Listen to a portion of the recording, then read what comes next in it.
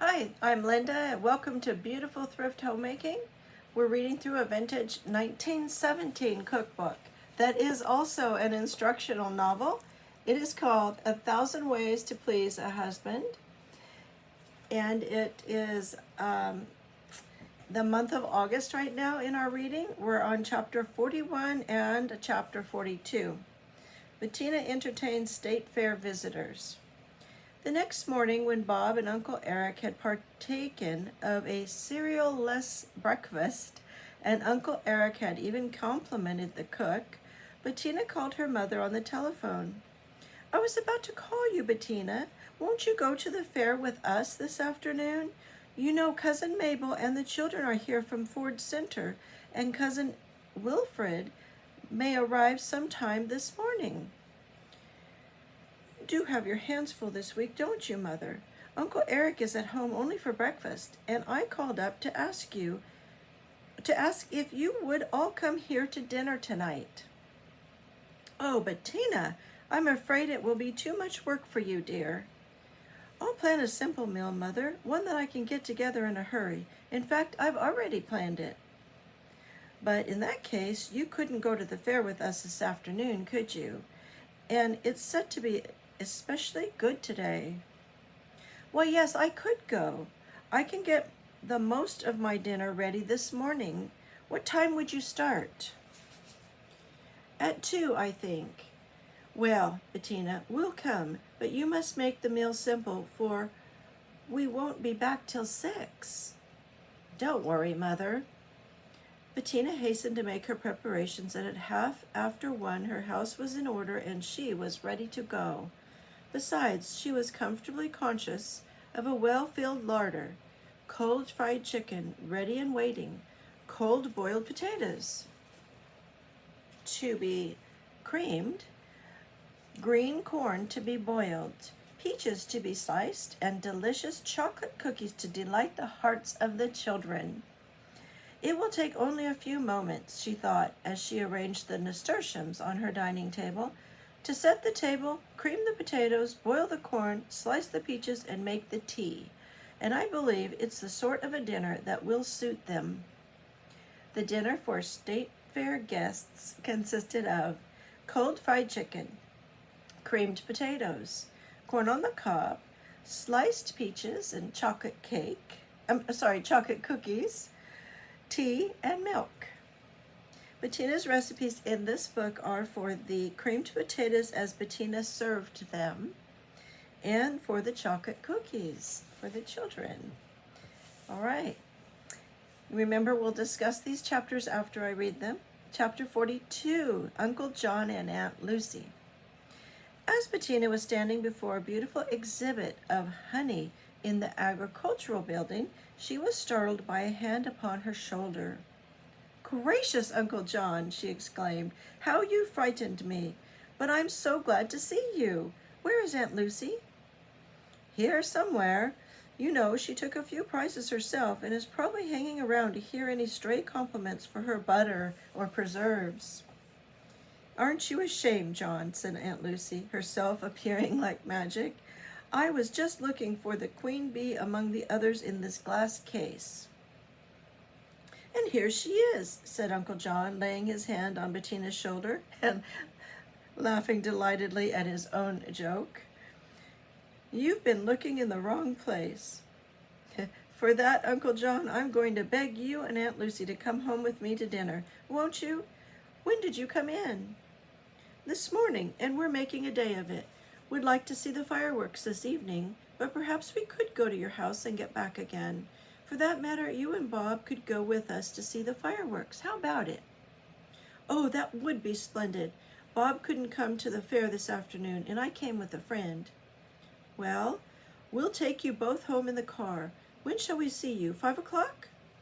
"Fine. And you and Bob must come back with us this evening." Dinner that night consisted of broiled ham, hashed brown potatoes, pickled beets, bread, butter, and coffee. And in this cookbook, we have Bettina's recipes for the hashed brown potatoes, the pickled beets, the brown Betty, the hard sauce for the brown Betty. All right, so join me in a moment and we will discuss these chapters. Thank you for listening. I hope you're enjoying the stories as much as I am. Well, welcome back for our discussion of chapters 41 and 42. I am drinking some Moroccan mint tea, some iced tea for keeping hydrated. So I wonder what you're drinking, and are you keeping hydrated? It's still very hot here in Northern California in the month of August. So we have chapters 41 and 42, and we're talking about the state fair again in both of these chapters, as we were also in chapter 40. So the state fair is something that's come to town, and Bettina and her relatives and some of Bob's relatives are all enjoying that. Uncle Eric is staying with them right now and taking breakfasts at Bettina and Bob's home. He doesn't want any cereal for breakfast, so she's thought of some creative breakfast to serve him. That was in chapter 40. So today, chapter 41, we have now Bettina going to the fair with her mom. And her mom is entertaining guests also. She has cousin Mabel and the children, and cousin Wilfred will be joining them also. And so she's invited Bettina to join them for the fair in the afternoon from 2 to 6. Then all to dinner at Bettina's, because Bettina said, "Mom, you've got to come over and have dinner with me." And of course her mom was concerned it'd be too much work for her to go to the fair all afternoon and then serve a company dinner. But they're going to be at the fair, as I said, from 2 to 6. So what Bettina does is she spends the morning preparing for her guests' dinner. And she says she's very happy that she has a well-filled larder. In one of the earlier chapters, we talked about the different types of food storage areas are in the kitchen and in the home. And we did cover the word larder. Usually I think we use the word pantry so often now. Let me see, where did I have that in my notes here from past chapters? Here we go. That was chapter 1, the very beginning. We talked about food storage. We talked about the emergency shelf. We talk about the larder, coming from the word lard, which is pig fat. And it was usually an unheated room where cooked meats were covered in lard and stored. Also, root vegetables and such things as apples were stored in a larder. But we also have the food storage word pantry, coming from the Latin word panis for bread. And then we had talked about what a still house is and a still room, which were for distilling flower essences and herbal essences and hanging herbs to dry and so forth. So those were fun terms that we went over, and I will say that in this case, I think she's using the word larder. She says she was happy to have a well-filled larder. And in this case, sorry, I repeated myself, she is using the word in a general sense to talk about the food that she just has in her kitchen there in the ice box or refrigerator. She has some cold fried chicken all ready to go, some cold boiled potatoes, which she's going to cook in a cream sauce with a little bit of grated cheese in it. And then she's going to have corn on the cob and fresh peaches. Remember, she's very big on serving fresh fruit during the summer. And I am right now enjoying peaches from our farm stand. Just 2 miles from our house, we have a farm stand. It's a pretty big one, and they do have peaches right now, although the the O. Henrys are my favorite variety, as far as I know. And they have sold out of them. It was a very short season for the O. Henrys. There don't seem to be quite enough of them. And so I got whatever variety it was that they were still carrying. So I have 4 peaches in my kitchen right now, and I'm very pleased with that. She's going to make chocolate cookies because, of course, she loves to bake cookies for children when they come to visit. And she's going to put nasturtiums on her table so that her centerpiece is ready for her guests that evening. She says she's just going to get the meal ready when they arrive, and it's going to be pretty quick to pull it together because she's got all that prepped already. So she's going to cream the potatoes, set the table, boil the corn, slice the peaches, and make tea. I noticed it just says tea in the menu this time, whereas oftentimes it had said iced tea. So, you know, we usually like to drink iced tea during the summer, and that is so refreshing. And I'm wondering if maybe she's serving hot tea in this case, because the other parts of the meal, well, not the whole meal, but she's got the cold fried chicken and she's got the sliced peaches, and I'm just wondering if she's serving hot tea. She is serving milk with the chocolate cookies. I think those are for the that the milk is for the children. And the recipe for the chocolate cookies was interesting because I noticed that it called for 1 square of chocolate, but in the directions it doesn't say anything about melting the chocolate. It says to cream the butter, add the sugar, and cream well, just like we usually start with so much of the baked goods, right? Creaming the butter and adding the sugar. Then she's adding alternately the sifted flour, salt, baking powder, and a beaten egg and milk, the egg and milk together. So she's alternating her dry good ingredients with her wet ingredients and mixing them in. Then she's adding the chocolate and vanilla. Well, I don't know how you add a square of chocolate and vanilla at the same time to this mixture, because I do believe that that's a hard piece of chocolate that needs to be melted first. So I think that that step was skipped here in this recipe. Then it's turned out on a floured board and rolled a small portion at a time to 1/4 of an inch in thickness, so very thin. Cut in with a floured cookie cutter, placed on a buttered floured pan and baked in a moderate oven until slightly brown, about 10 minutes. All right, so, oh, there's a little cinnamon in that recipe too, and that's not mentioned in the instructions. Though I'm not sure that recipe was, I'm sorry, I'm not sure that recipe was completely adequate. They usually are pretty good. All right, Uncle John and Aunt Lucy, chapter 41. We run into, Bettina, is at the fair. She had gone there with a friend, and she ran into her Uncle John and her Aunt Lucy at the fair. When they found her, Bettina was in the agricultural building, and she was looking at a beautiful exhibit of honey. And I'm just really fond of honey and beekeeping. I had been a beekeeper for a while. I did give that a try for a few years and had some fun experiences. I captured 2 swarms, for example, one that went over to a neighbor's trees and one that landed on a rose bush in our yard. I bought bees in different places.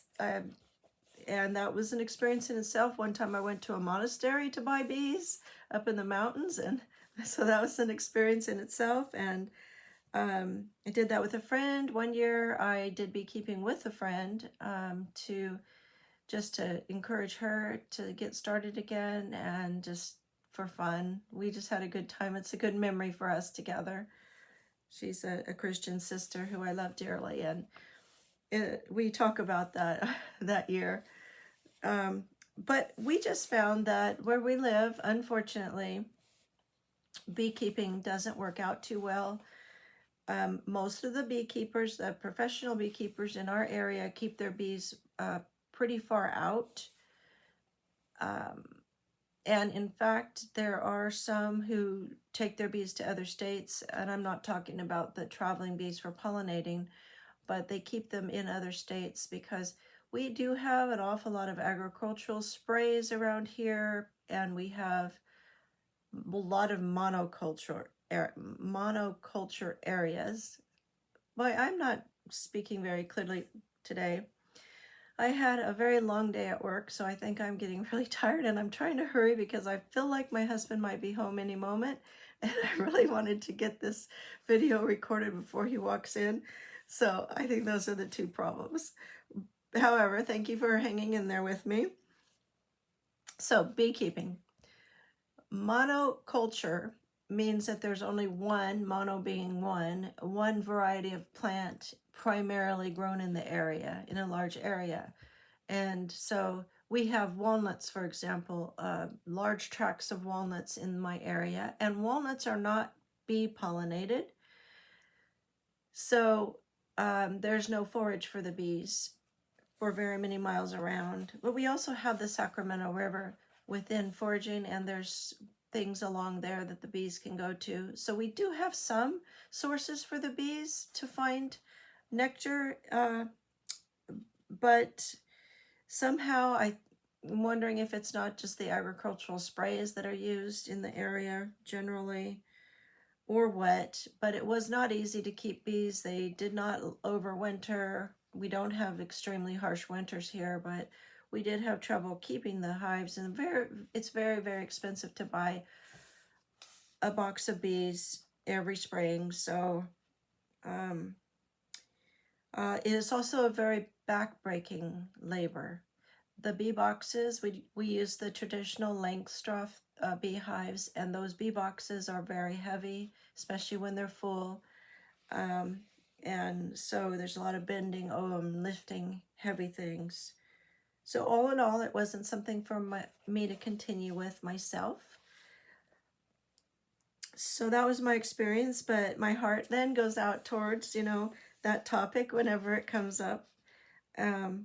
There's somewhat of a romantic notion about it, about beekeeping, I think, still in my mind.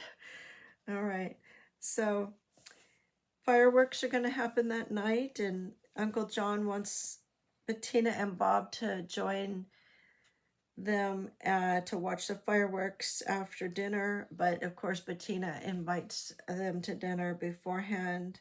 They're going to go over at 5 o'clock and have dinner. And so this was a very short chapter. The menu was a nice one again, that's easy for her to have with company, with the broiled ham, which she spent many hours getting that ham ready on another night recently. Now she did this hashed brown potatoes recipe that I wanted to tell you about, because instead of shredding the potatoes as we do with hash browns, she chopped them. 2 cups of chopped potatoes. She put 4 tablespoons of fat in a frying pan, got it very hot, then added the potatoes, put some salt and pepper on it, a pinch of pepper and a half a teaspoon of salt. Then cooked the potatoes that way for 3 minutes, allowing them to cook without stirring for 2 minutes. So she stirred for the first minute and then left them alone for 2 minutes more. Then this part is the interesting thing to me, and I don't know, how about you? Fold as an omelet and turn onto a hot platter. Garnish with parsley. So I imagine the crispy outside and a tender inside of those potatoes folded over like that. So not the kind of hash browns that I'm familiar with. This just sounds lovely to me. I might give that a try sometime. Then the pickled beets recipe was interesting too, because it's not one that she has to do canning to make. It's something to eat more sooner. It's something to eat sooner, not to store in a pantry. So she's just got those beets boiled, and then she slipped off the skins after she put the beets in cold water to cool them off. Then she slipped off the skins of the beets and sliced the beets in 1/4 inch slices. Then she covered them with vinegar and sugar, that being 2/3 a cup of vinegar and 2 tablespoons of sugar. Allow to stand 2 hours before using. So she could get those freshly made pickled beets ready in the morning and then leave them and have them ready to serve for dinner. Brown Betty and hard sauce for Brown Betty was new to me. Brown Betty is an apple dish. It's baked in the oven. It is also one of the recipes that we've seen in here that includes breadcrumbs. She slices 2 cups of apples, and then she mixes all but 2 tablespoons of 1 cup of fresh breadcrumbs, okay, with 1/4 a cup of brown sugar and 1 teaspoon of cinnamon. Mixes those together. Then she adds 3 tablespoons of melted butter, and then she puts the whole mixture in a buttered baking dish. She pours a 1/2 cup of water over it. Then she takes the remaining 2 tablespoons of breadcrumbs and a little melted butter and sprinkles that over the top. Bakes for 45 minutes in a moderate oven. Serve it hot or cold with hard sauce. And hard sauce is a little bit of a mystery to me, even after reading about it. I'll read it to you and you can tell me what you think. The ingredients for 4 portions are 4 tablespoons of butter, 1 cup of 1 cup of powdered sugar, 1/2 a teaspoon of vanilla extract, 1/2 a teaspoon of lemon extract, and 1 teaspoon of boiling water. Cream the butter. Add the boiling water and the sugar gradually. Stir until the sauce is creamy. Add vanilla and lemon extract. Set in the icebox to harden. Serve cold. So the brown Betty is served either hot or cold, but the sauce on top is served cold. And I'm thinking it's on top. Maybe you serve it on the side, because I'm not sure how you would spread a cold sauce. So if you've ever had brown Betty with a hard sauce, and that's not a hard sauce like we would maybe think about today where it has any liquor in it. It does not. It is a hard sauce because it was set in the icebox to harden. All right. So that's what, now after they eat, they're going to go see the fireworks. And the fair time sure has been good with friends and family, and everyone has enjoyed themselves greatly. Now, I keep wanting to go back to our 6 R's page, which, if you've been with me from the very beginning, you might remember, I did color it in eventually, that we talked about these concepts. The 6 R's are reduce, reuse, recycle, repurpose, refuse, and repair. And so I've been on the lookout to see if Bettina is making use of any of the 6 R's. And I have been happy to see that she is making use of her leftovers. And I think that's a very, very wise thing to do.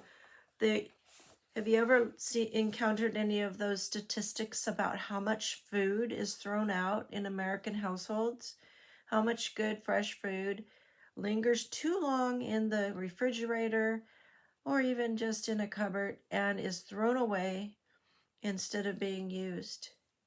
So something to think about, to make sure that you're keeping up with using the food and not shopping for food before you need to, especially if you do a little meal planning. And one thing Bettina's been really driving home to us is the importance of planning and menu developing. So in each of these chapters, she has given us a menu for the meal. And one of these days, maybe we'll pick those apart a little bit.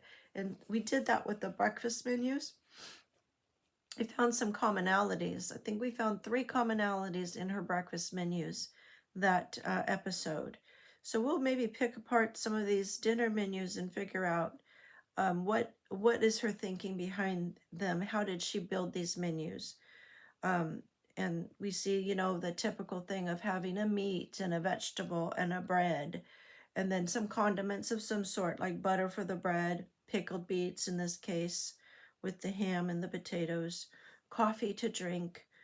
We mentioned earlier that there was hot tea. We mentioned that in the past she served iced teas, and so forth. So, Little by little, we're picking up a little bit of her homemaking habits from 1917. It's been interesting. I hope that you've enjoyed this.